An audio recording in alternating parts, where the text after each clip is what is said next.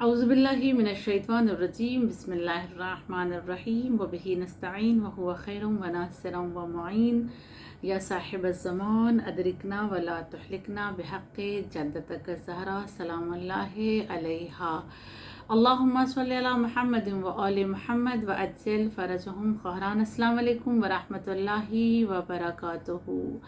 आज हम और आप सूरह आदियात को मुख्तसर तौर पर समझने की कोशिश करेंगे। सूरह आदियात जो कि मशहूर है कि ये मक्की सूरा है, मगर कुछ मुफस्सरीन ने इसे मदनी सूरा भी समझा है। इसके कुछ कंटेंट जो है वो मदीने से मिलते हैं, इस वजह से इसको कुछ मुफस्सरीन कहते हैं कि ये मदनी है। हालांकि जो मशहूर है और जो कुरान में लिखा हुआ है वो मक्की सूरा है। टोटल इसमें 11 आयात है और इस सूरा में खुदावंद करीम ने बहुत सारी कस्में खाई हैं, बहुत इम्पॉर्टेंट कस्में खाई हैं। और कसम खाने के बाद माबूद हकीकी ने इंसान की कुछ कमज़ोरियों की तरफ इशारा किया है।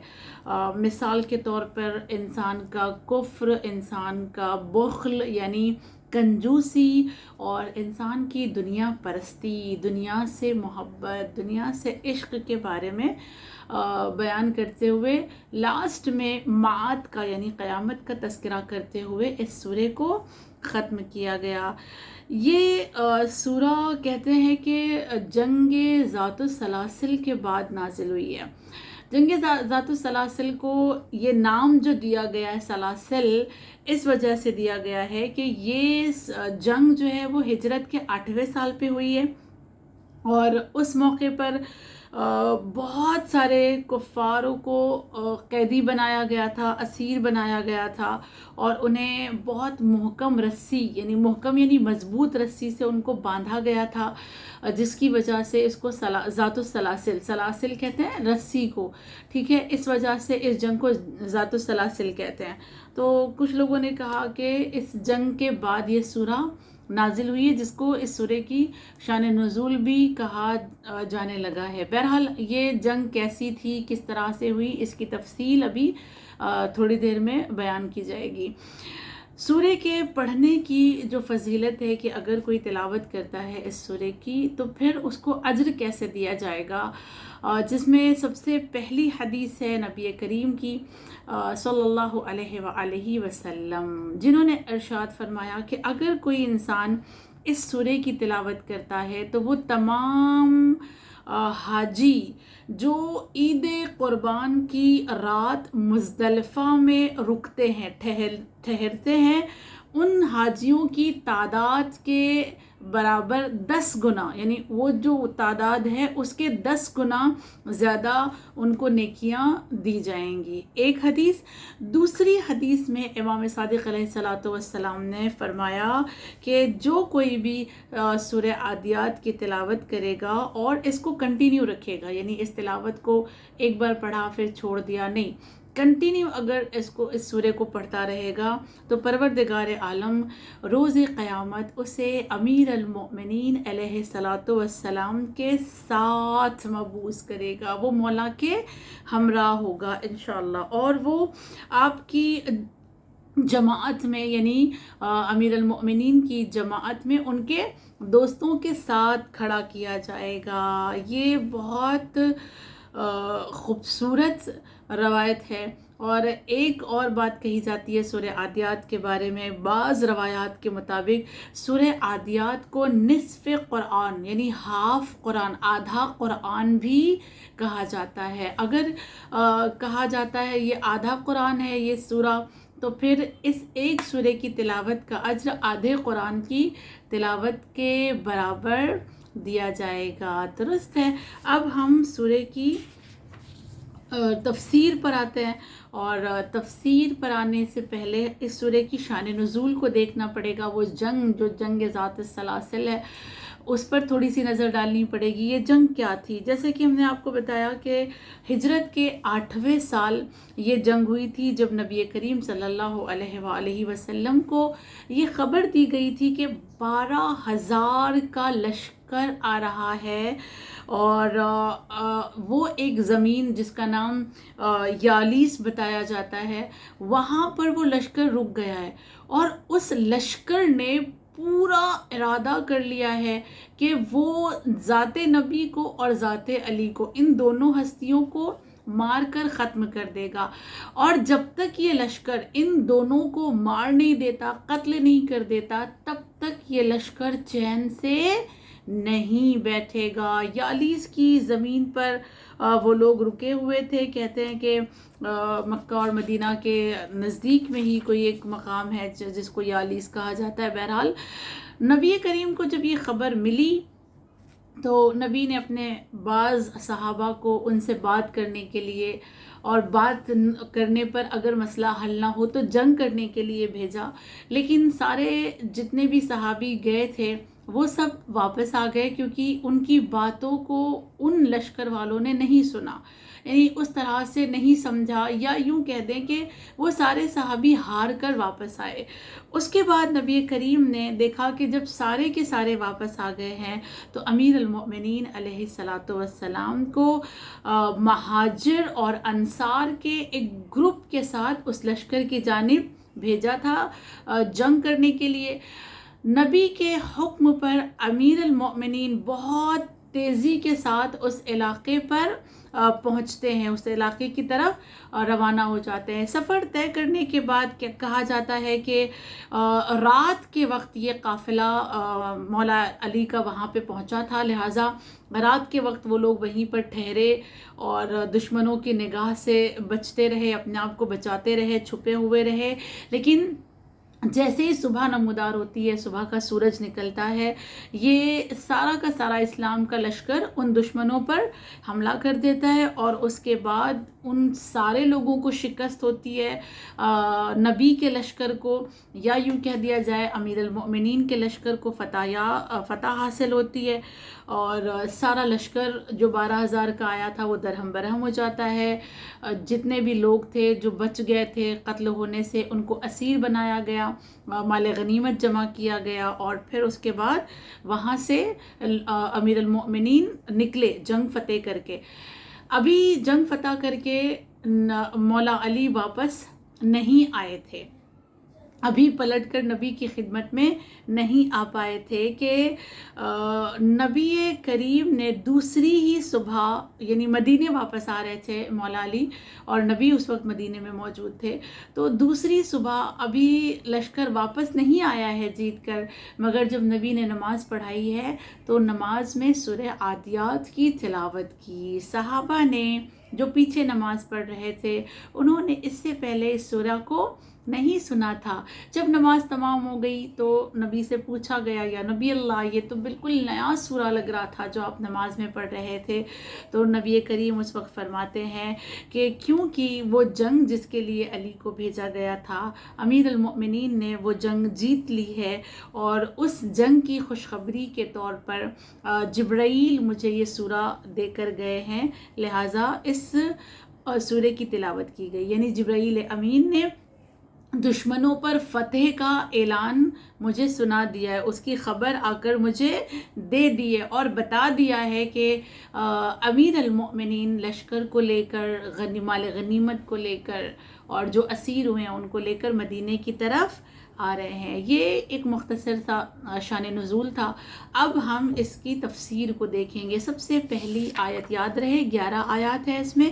پہلی آیت میں پروردگار عالم نے فرمایا، بسم اللہ الرحمن الرحیم، والعادیات ضبحا، یعنی ان فراٹے بھرتے ہوئے سرپٹ، یعنی بہت تیز دوڑنے والے گھوڑوں کی قسم۔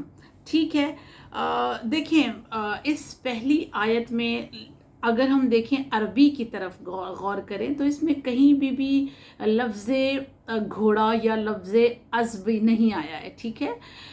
ترجمے میں گھوڑا لکھا گیا ہے لیکن آیت میں گھوڑا لفظ نہیں آیا ہے، لہٰذا مفسرین یہ کہتے ہیں کہ اس آیت میں صرف گھوڑے کا معنی نہیں لیا جا سکتا بلکہ 2 معنی لیا گیا ہے۔ اس آیت میں 2 معنی کو لے کر مفسرین نے اس کی تفسیر کی ہے۔ پہلا یہ کہ وہ گھوڑے जो मैदान में जाते हैं और मैदान में तेज़ी से दौड़ते हैं, और तेज़ी से दौड़ने की वजह से उनके पैरों से चिंगारियाँ निकलती हैं, क्योंकि नाल उनके पैरों में होता है, तो जब तेज़ी से दौड़ते हैं तो पैरों से चिंगारी निकलती है, उन घोड़ों की कसम है। या फिर दूसरा जो इसका माना लिया गया है वो ये कि उन ऊँट की कसम खाई गई है इसमें, कि जो मशअर से मिना के मैदान तक हाजियों को लेकर वो मिना के मैदान में पहुंचते हैं, और तेज़ी से वो ऊँट चल रहे होते हैं, और उनके तेज़ी से चलने की वजह से जब ऊँट चलते हैं तो पत्थर आपस में टकराते हैं, और पत्थरों के टकराने की वजह से जो चिंगारी निकलती है वह उन ऊँटों का माना लिया गया। इन दोनों भी तफसीर ली जा सकती है, दोनों भी तफसीरें सही हैं। स्पेसिफिक यहाँ पर हम सिर्फ हॉर्स नहीं ले सकते, घोड़ा नहीं ले सकते कि नहीं सिर्फ घोड़ों की ही बात है। हाँ, अगर शान नुज़ूल के एतबार से देखा जाए वो वाक़या यहाँ पे लिया जाएगा तो घोड़े ही होंगे, लेकिन दूसरा माना ऊँटों का भी यहाँ पर लिया गया है। सही है।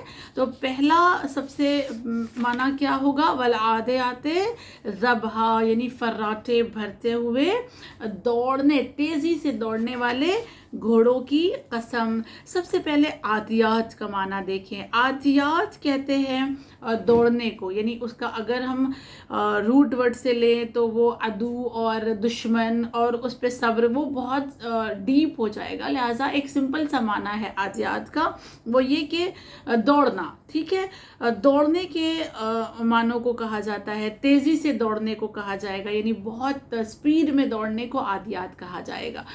दूसरा जो माना ज़बहन, ज़बहन किसे कहते हैं? ज़बहन यानी क्या, जब इंसान तेज़ दौड़ता है या जानवर तेज़ दौड़ता है और तेज़ दौड़ने के बाद जब वो रुकता है तो उसकी सांस जो है वो बहुत तेज़ी से चल रही होती है, और उस वक्त जब उसकी सांस तेज़ी से चल रही होती है तो एक अलग सी आवाज़ निकलती है सांसों से, तो वो जो आवाज़ निकलती है तेज़ सांस लेने की वजह से, उस आवाज़ को ज़बहन कहा गया। यानी कसम खाई गई तेज़ दौड़ने वाले घोड़े की, और फिर उसके सांस भरने की जो आवाज़ आती है उसकी कसम खाई। दूसरा जो माना दूसरी आयत का है, फल मूरियाती कदहा, यानी और उनकी कसम जो चिंगारियाँ निकालते हैं, अपने सिमों से जो चिंगारियाँ निकालते हैं। इससे पहले हमने आपको एक्सप्लेन कर दिया कि चिंगारियाँ कब निकलती हैं, जब घोड़े दौड़ते हैं, उनके सिमों में से जब वो आपस में टकराते हैं तो चिंगारी निकलती है, एक माना।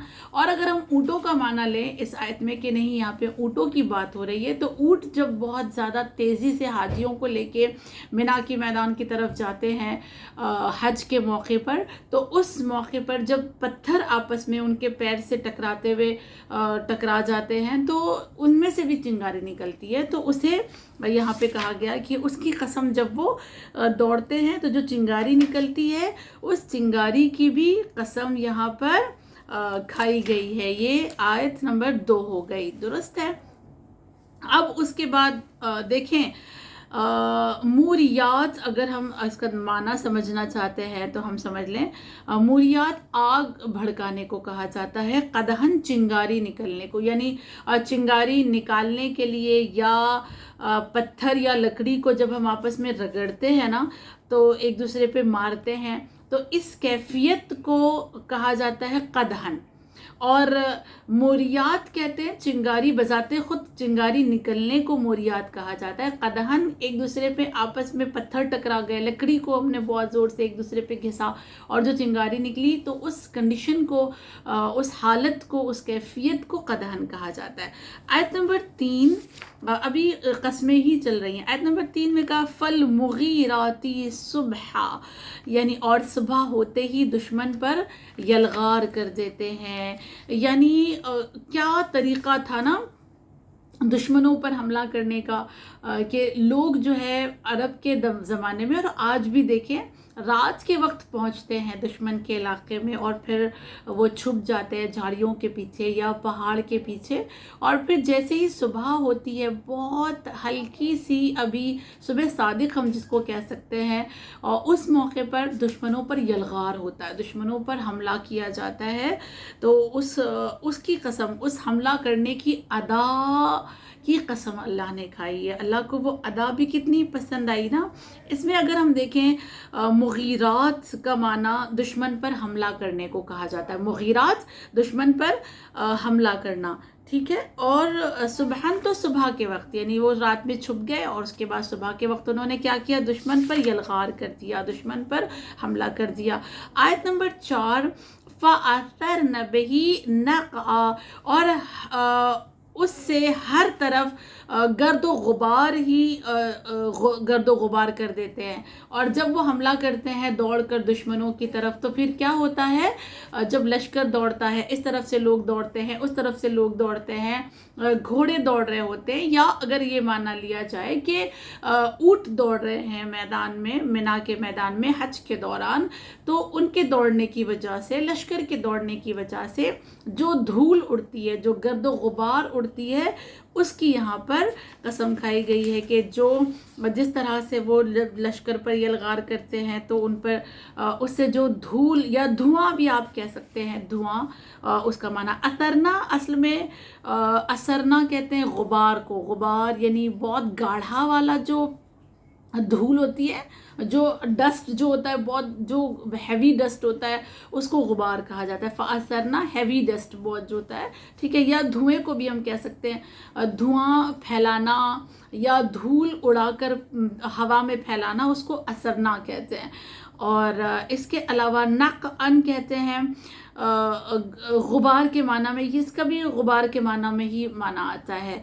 असरना फैलाने के माना में है और नक़अन गुबार के माने में है कि जब वो दुश्मन पर यलगार करते हैं तो किस तरह से गर्द गुबार को हवा में फैला देते हैं। आयत नंबर 4 का ये माना था। आयत नंबर 5 में खुदावंद करीम ने फरमाया फ़वसतना बिही जमअ, और यकायक दुश्मन के दिल बा दिल में घुस जाते हैं, ठीक है। और क्या करते हैं फिर वो, जब अचानक वो हमला करते हैं, यलगार करते हैं दुश्मन पर, और चारों तरफ धुआं और धूल वगैरह फैल जाती है, तो ये क्या करते हैं, लोगों पर हमला कर देते हैं, दुश्मनों पर हमला कर देते हैं।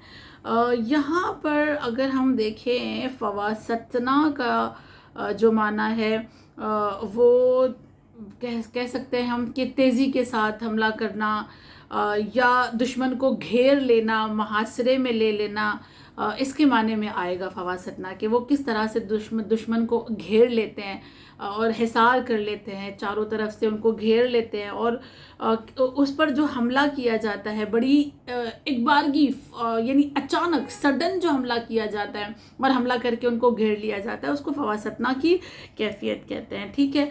यानी इन 5 आयात में खुदावंद करीम ने कसम खाई है, उसको हम इस तरह से सीक्वेंस में देख सकते हैं कि सबसे पहले अल्लाह ने कहा ताकतवर, तेज़ दौड़ने वाले, कुदरत वाले घोड़ों की कसम, और उन पर सवार जो शुजा और बहादुर हैं उनकी कसम, क्योंकि जब वो शुजा और बहादुर जब उन पर सवार होते हैं तो ही वो तेज़ी से दौड़ते हैं। उसके बाद मुजाहिदीन के, जिहाद करने वाले के जो घोड़े हैं उनके फर्राटे की कसम, यानी उनके सांस लेने की जो आवाज़ आती है उनकी कसम, उनके पैरों से निकलने वाली चिंगारी की कसम, और फिर रात में छुपकर सुबह में हमला करने की कसम, गर्दो गुबार फैल जाने की कसम, और फिर उसके बाद दुश्मनों की सफ़ में घुस कर उनको अपने हिसार में ले लेने की कसम। यहाँ कितनी अच्छी बात समझ में आती है कि अल्लाह घोड़ों की कसम खा रहा है, उनके दौड़ने की कसम खा रहा है, उनके पैरों से निकलने की चिंगारी की कसम खा रहा है। कितना अजब है ना। हमारे और आपके लिए ये समझना बहुत ज़रूरी है कि अल्लाह की निगाह में इसकी इतनी ज़्यादा वैल्यू क्यों है, इतनी ज़्यादा अहमियत क्यों है कि अल्लाह ने इसकी कसम खाई है। मुफस्सिरीन ने इसका जवाब दिया कि मैदान जिहाद में جہاد حق جس کو کہتے ہیں، میدان جہاد میں وہ گھوڑے جو راہ خدا میں دوڑتے ہیں، اللہ کو ان کا دوڑنا بھی اتنا، ان گھوڑوں کا دوڑنا بھی اتنا پسند ہے کہ اللہ نے ان کو لائق قسم سمجھا. ان کے پیروں سے نکلنے والی وہ چنگاری اللہ کو اتنی پسند آئی کہ اللہ نے ان کی قسم کھائی. ان کے سانسوں کی آواز اللہ کو اتنی بھا گئی کہ اللہ نے ان کی قسم کھائی. کیوں؟ اس لیے کہ یہ اسلام کے لیے دوڑ رہے ہیں، یہ گھوڑے اسلام کو پھیلانے کے لیے دوڑ رہے ہیں، یہ توحید کے پرچم کو لہرانے کے لیے میدان جہاد میں قربانی دے رہے ہیں. اور وہ مجاہد جو چھپ جا رہے ہیں، جان کی پرواہ نہیں کر رہے ہیں، پوری رات چھپے ہوئے ہیں، ظاہر سی بات ہے جاگ بھی رہے ہوں گے، اور صبح ہوتے ہی وہ حملہ کر دیتے ہیں، دشمنوں سے ڈرتے نہیں ہیں، یلغار کر دیتے ہیں اور ان کو اپنے حصار میں لے لیتے ہیں. درست ہے. تو ان مجاہدین کو بھی اللہ نے کتنا پسند کیا ہے کہ ان مجاہدوں کی بھی خدا نے قسم کھائی ہے. صحیح ہے. اب یہ تمام قسمیں اللہ نے کھائی ہے. ہم سب جانتے ہیں کہ خداوند کریم جب کسی بھی سورہ میں قسم کھاتا ہے تو قسم کھانے کے بعد جب قسمیں ختم ہو جاتی ہیں تو کوئی نہ کوئی پیغام اللہ کا اس میں قسم کے بعد ہوتا ہے.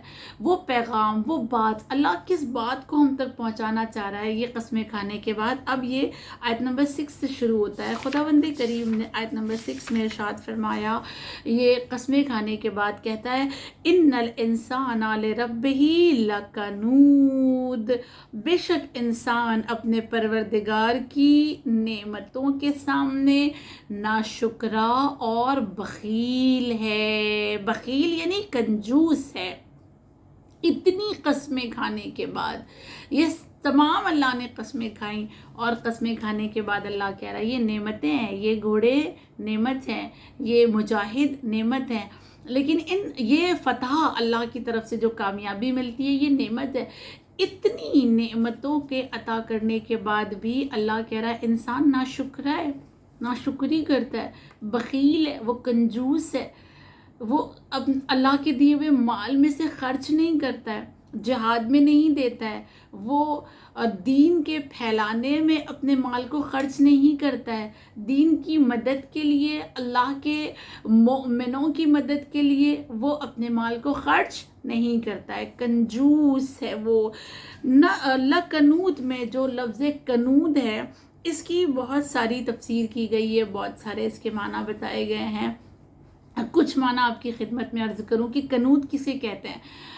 معنی پڑھتے ہوئے ہم تھوڑا سا اپنے اندر فیل کرنے کی کوشش کریں گے کہ کیا ان تمام معنوں میں سے کوئی ایسی کوالٹی تو نہیں ہے جو ہمارے اندر پائی جاتی ہے، اور اگر ہمارے اندر وہ کوالٹی ہے تو ہمیں بھی کنود کہا جائے گا. خدا نہ کرے کہ اللہ ہمیں کنود میں شمار کرے. سب سے پہلا کنود کون ہے؟ کہا گیا کہ کنود اس انسان کو کہتے ہیں جو اپنی مشکلات کو بہت بڑھا چڑھا کر بتاتا ہے. پرابلم چھوٹی ہے، وہ اسے بڑھا کر کے بتاتا ہے.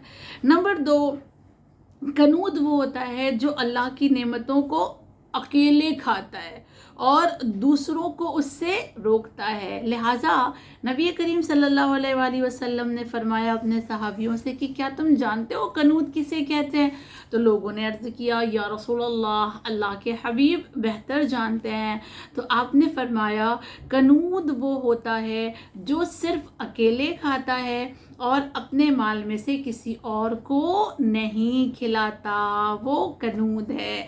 نمبر 3، کنود اس انسان کو کہتے ہیں جو اپنے سے نیچے لوگوں کو، اپنے انڈر میں کام کرنے والے لوگوں کو مارتا پیٹتا ہے، ان پر ظلم کرتا ہے، یعنی غلاموں پر ظلم کرنے والا کنود ہے. نمبر 3، کنود وہ شخص ہے کہ اگر کسی کے پر مشکل آ جائے، مصائب آ جائے، تو اس مشکل میں، اس مصائب میں وہ اپنے دوستوں کے ساتھ ہمدردی نہیں کرتا، اسے بھی کنود کہا گیا.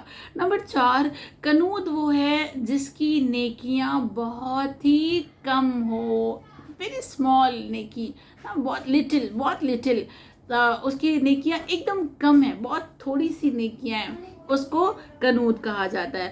نمبر 5، کنود وہ شخص ہے جس کو اگر کوئی نعمتیں اللہ کی طرف سے ملتی ہیں تو وہ دوسروں کو نہیں دیتا ہے، اور اگر وہ کسی مصیبت میں گرفتار ہو جاتا ہے تو وہ بے صبری کا مظاہرہ کرتا ہے، یعنی وہ صبر نہیں کر پاتا، بے صبری دکھاتا ہے لوگوں کے درمیان۔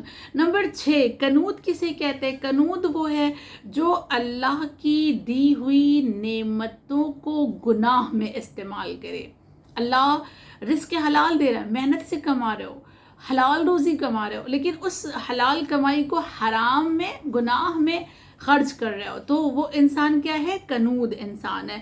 پھر اس کے بعد 7واں کا قنوت وہ ہے جو اللہ کی دی ہوئی نعمتوں کا انکار کرتا ہے، اسے بھی قنوت کہا جاتا ہے۔ لہٰذا اللہ نے آیت نمبر 6 میں کہا کہ یہ انسان کتنا ناشکرا ہے اور کتنا بخیل ہے، کتنا کنجوس ہے۔ آیت نمبر 7 میں خدا کہتا ہے وَإِنَّهُ عَلَى ذَلِكَ لَشَهِيدٌ، اور وہ خود بھی اس معنی پر گواہ ہے۔ اس کے 2 معنی لیے جا سکتے ہیں کہ وہ خود اپنے اس کام پر، یعنی اپنی اس کنجوسی پر گواہ ہے، یعنی وہ کنجوس انسان خود اس بات پر گواہ ہے کہ وہ کتنا کنجوس ہے، یا اس کا دوسرا معنی یہ لیا جا سکتا ہے کہ اللہ اس چیز کا گواہ ہے کہ وہ کتنا کنجوس انسان ہے، کہ میں نے اسے نعمتیں دی ہیں لیکن وہ اس نعمت کا استعمال صحیح نہیں کرتا، وہ اس نعمت کو اکیلے استعمال کرنا پسند کرتا ہے، وہ اس نعمت میں سے کسی اور کو دینا پسند نہیں کرتا ہے۔ یہ گواہ، یہ معنی بھی لیا جا سکتا ہے کہ وہ خود انسان گواہ ہے، اور یہ معنی بھی لیا جا سکتا ہے کہ اس بات کی گواہی خود اللہ دے گا کہ یہ کتنا کنجوس انسان ہے۔ آیت نمبر 8 میں کہا گیا کہ وَإِنَّهُ لِحُبِّ الْخَيْرِ لَشَدِيدٌ، وہ مال کے ساتھ شدید لگاؤ اور محبت رکھتا ہے۔ وہ کنجوسی کیوں کرتا ہے؟ اب اس میں ریزن بتایا جا رہا ہے کہ ایک انسان اگر کنجوس ہے تو وہ آخر کیوں کنجوس ہے؟ اس لیے کیونکہ اس کو اپنے مال سے محبت ہے، وہ دنیا پرست ہے، اس کے پاس جو کچھ بھی ہے وہ اس سے محبت کرنے لگا ہے۔ دیکھیں اس آیت میں جو لفظ خیر آیا ہے نا، خیر، اس خیر کے معنی کو کہا گیا ہے، اس میں خیر مال کو کہا گیا ہے، دولت کو کہا گیا ہے۔ اچھا، لوگ سوال کر سکتے ہیں کہ کیا مال خیر ہے؟ بے شک مال خیر ہے، بے شک دولت خیر ہے، ہم اس کو شر بنا دیں تو یہ ہماری کمظرفی ہے، وگرنہ دولت سے بڑی خیر کیا ہے، مال سے بڑا خیر کیا ہے؟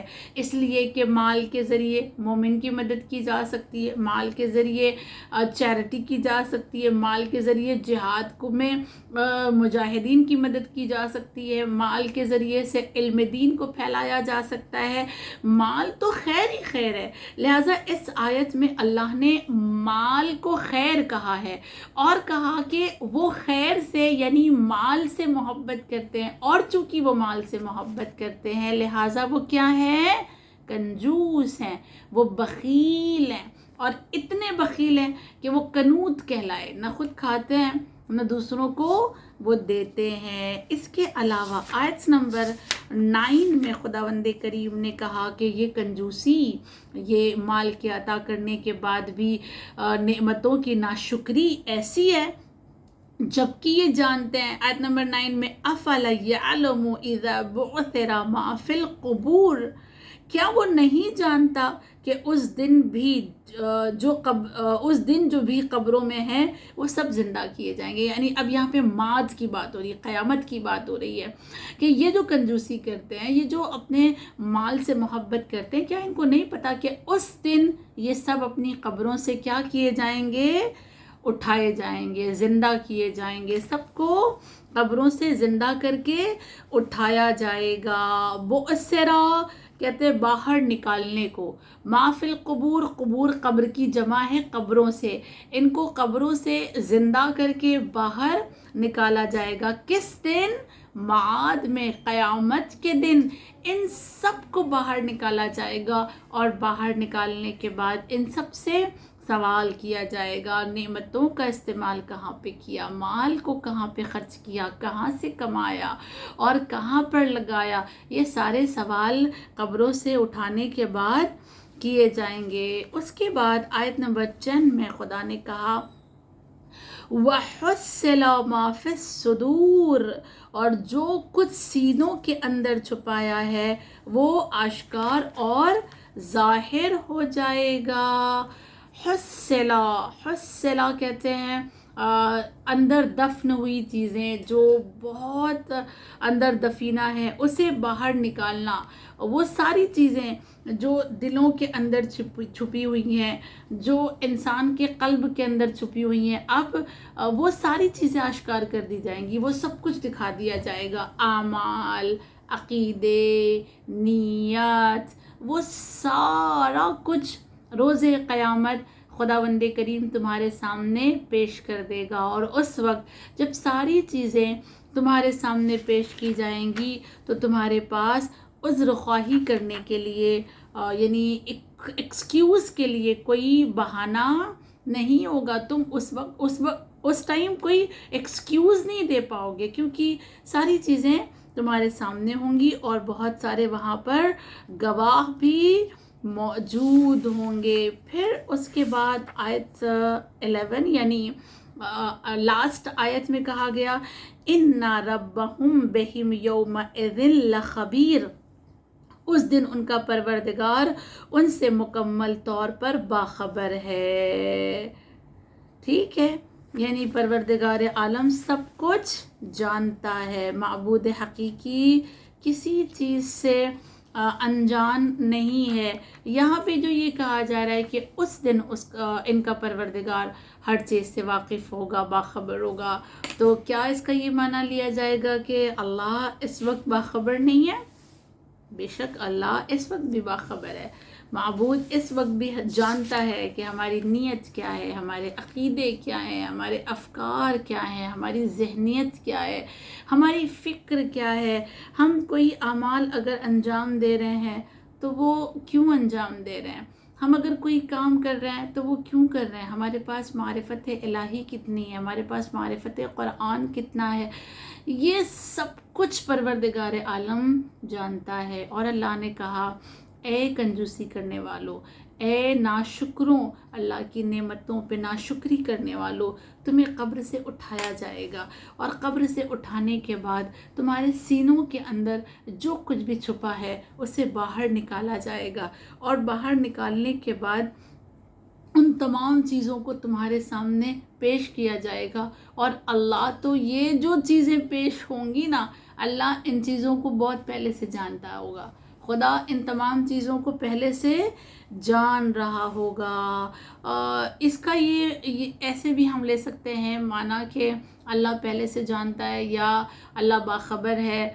तो हम इसको भी ऐसे भी कह सकते हैं कि इंसान को अल्लाह ये बताना चाह रहा है कि तुम ये ना समझना कि तुम्हारा रब तुमसे अनजान होता है। तुम्हारा परवरदिगार आलम तुम जो कुछ भी करते हो उस पर निगाह नहीं रखता या तुम्हें अकेला छोड़ देता है।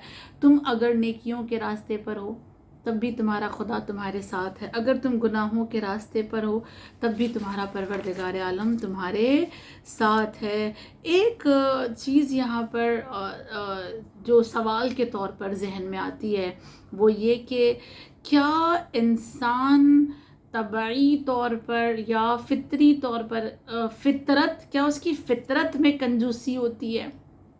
क्या वो फितरी तौर पर कंजूस होता है या वो फितरी तौर पर नाशुक्रा होता है? नहीं, ऐसा नहीं है। इसका जवाब क्या होगा कि ऐसा नहीं है।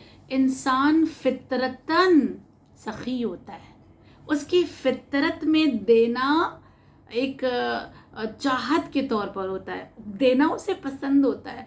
सखावत इंसान को पसंद होती है। तबई तौर पर इंसान को बांटना पसंद होता है, तबई तौर पर इंसान को खिलाना पसंद होता है। लेकिन फिर उसके बाद भी ये इंसान क्यों कनूद बन जाता है, क्यों नाशुक्रा बन जाता है, क्यों बखील बन जाता है? उसका रीज़न क्या है? उसके बहुत सारे वजूहात है कि इंसान के अंदर जो कमज़ोरियाँ आ जाती हैं ना, कुछ कमज़ोरियाँ जिसकी वजह से इंसान नाशुक्रा भी हो जाता है और बखील भी हो जाता है। जिसमें से एक जगह कहा गया कि इंसान जब जुल्म करने लगता है, जालिम अगर हो जाता है, तो वो जो है फिर जुल्म के साथ साथ بخیل بھی ہو جاتا ہے ظالم ہونے کے ساتھ ساتھ.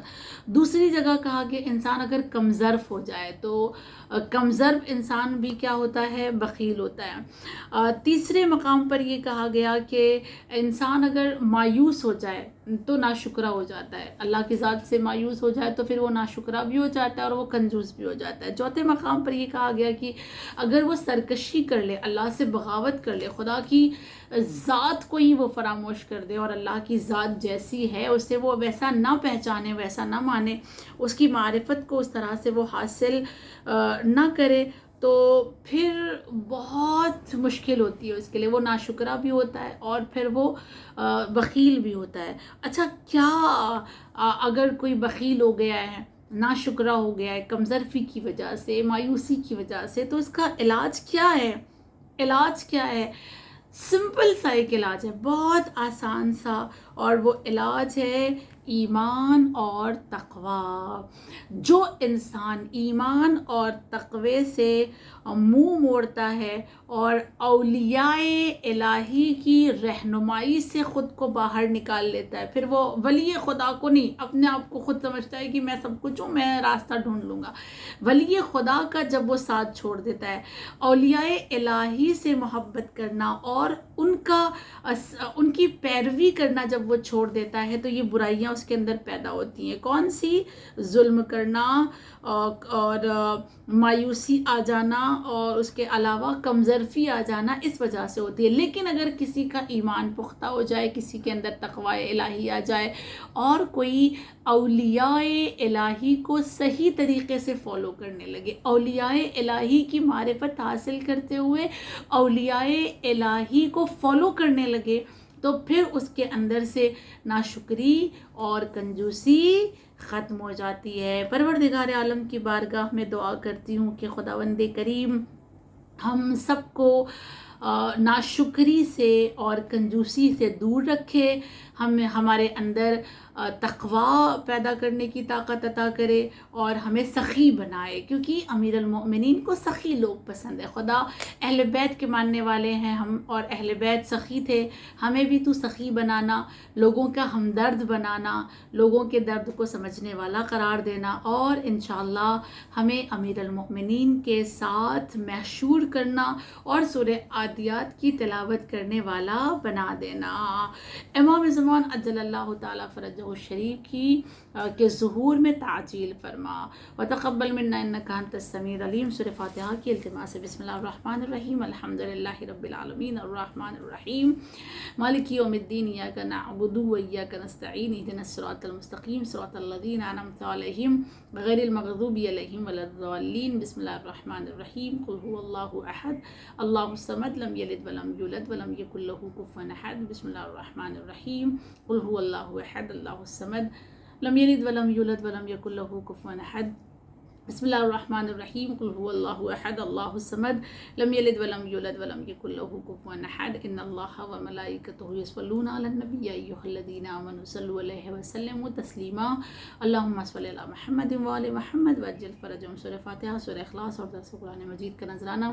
چار معصومین بار امام فقیدان پاک، شہیدان کرب و بلا، اسیران کرب و بلا و یتیمان کرب و بلا کی بارگاہ اقدس میں ہدیہ کرتے ہیں. اس کے توفیل میں جو بھی ثواب ہو، جملہ مرحوم مؤمنین والمؤمنات، تمام علماء، تمام شہداء، تمام مجتہدین، اور خصوصاً جو لوگ ہمیں آن لائن سنتے ہیں، جن کی طرف سے اس کلاس کو آرگنائز کیا گیا ہے، ان کے تمام مرحومین کی ارواح کو بخشنے. خداوند کریم اہل بیت علیہ السلام کا واسطہ مرحومین کے گناہ کبیرہ و صغیرہ کو معاف فرما، مرحومین کی مغفرت فرما، مرحومین کے درجات کو بلند فرما، مرحومین کو جوار حسین میں جگہ عنایت کرنا. وآخر الدعوانا ان الحمدللہ رب العالمین.